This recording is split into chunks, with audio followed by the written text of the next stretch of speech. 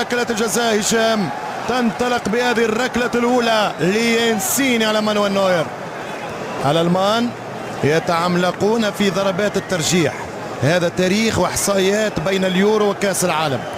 80% من مسلسل ضربات الترجيح في البطولات الكبرى كان للألمان. يحتاجون لنوير كما احتاجوا فيما سبق لكوبكي وماير وشوماخر وباقي الكبار. انسيني غير معروف بالنسبة لنوير. ممكن هذا عنصر مفاجئ ينفع ايطاليا. ما يعرفهمش نوير، يمشي وحتى جول.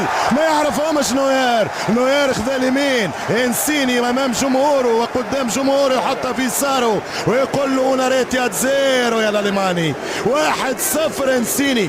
1-0 انسيني. والركلة الاولى للمنتخب الالماني. الركلة الأولى للمنتخب الألماني عن طريق توني كروس. عن طريق توني كروس. توني وجيجي، بوفون وكروس، والكرة بين يوفي وريال كأنك في حضرة شامبيونز.